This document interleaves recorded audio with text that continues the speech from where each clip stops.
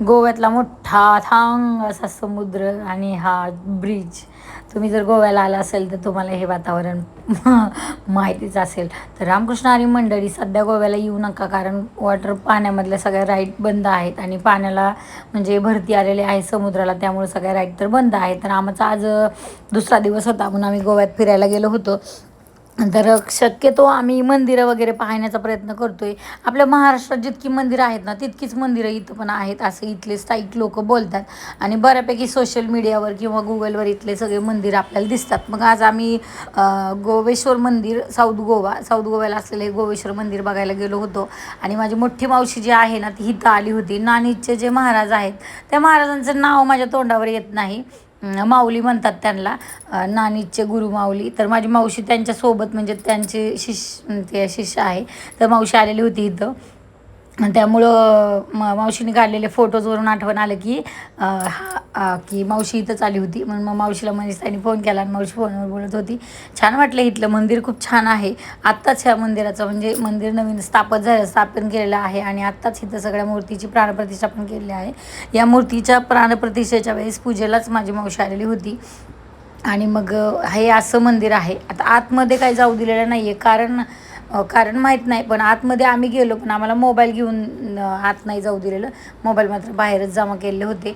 तसा मोबाईल मी नव्हता जमा केला, पण मी फोटोज वगैरे नाही काढले, कारण कसं आपण नको म्हटल्यावर नाही काढायला पाहिजे ना, मग काढलं नाही. आणि हे नंदी महाराज मला कळलं नाही यांनी लांब का ठेवलेलं आहेत.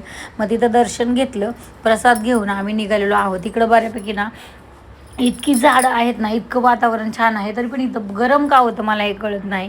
इकडं भाताची शेती भरपूर प्रमाणात आहे आणि सगळीकडे भात आणि नारळ आणि काजूची झाडं भरपूर प्रमाणात आहेत. लाजाळू आहे इथं. हा बीच आहे, माजोर्डा बीच आहे. माजोर्डा बीचला आलो होतो बघा तुम्हीच. इथं समोरच रेड लावलेला आहे की ज्या तिथं पुढं जायचं नाही. मग आम्ही तरी त्यांना विचारून आम्ही ह्या इथल्या भागापर्यंत गेलो होतो.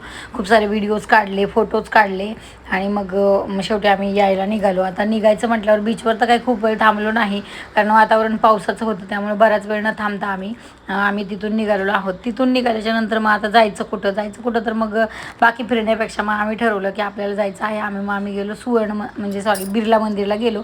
बिर्ला मंदिर पण हे म्हापशाच्या जवळ आहे आणि तुम्ही आला तर नक्की जा.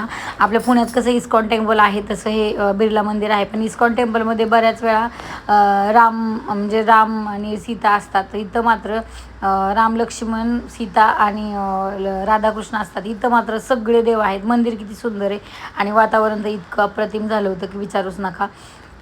बऱ्यापैकी मला तरी गोवा सध्याला आवडायला लागलेला आहे. असो, बाकी आता वेळ सगळ्या गोष्टीवरचं औषध असती, हीच गोष्ट जी खरी आहे ती मला आता पटायला लागलेली आहे. इतकं सुंदर असं मंदिर. विमानतळ इथून जवळ आहे, त्यामुळं ना विमानाचा आवाज सारखा इथं येत होता, त्यामुळं मी आवाज तुम्हाला येणार नाही म्हणून व्हॉइस ओव्हर करून देत आहे.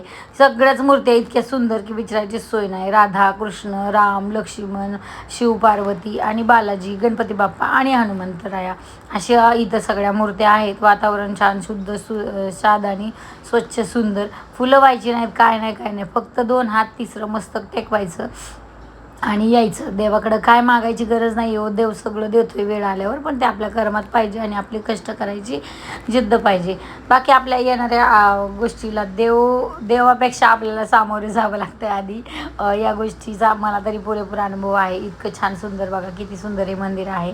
तुम्ही गोव्याला आलात तर नक्की जा. हे अगदी रोडवर आहे आणि मला तरी कोण आल्यावर घरी माझ्या फार उत्साह असतो, त्यामुळे मी कोणी पण आलं की त्यांना कुठं नाही कुठं न्यायचा वगैरे प्रयत्न करते. पुण्यात पण मी ते करत होते ना, आता तर गोव्यात आले. मी तर म्हणते देवाने मला संधीच दिली की मी इथं राहते, म्हणजे बाकीचे जे लोक आहेत, आताची तर हे लोक आलेत, अजून भरपूर लोक यायचे आहेत माझ्याकडे. राम राम.